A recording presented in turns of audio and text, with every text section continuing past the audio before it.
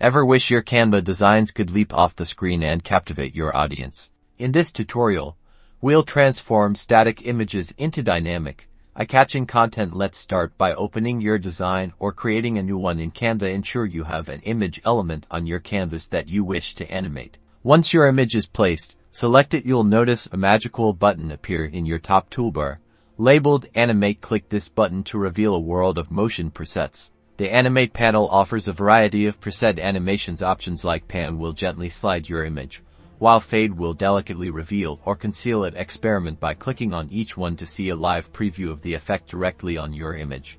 Once you've found an animation that suits your vision, select it. Some animations, like Pan, might offer additional controls such as direction if available. These options will appear underneath your chosen animation.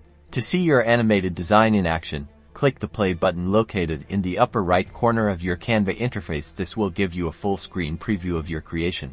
When you're happy with your masterpiece, click the share button in the upper right, then choose download for animated designs. Select MP for video or GIF as your file type to preserve the motion.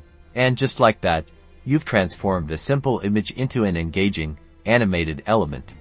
Now go forth and create compelling, attention-grabbing content for social media or presentations.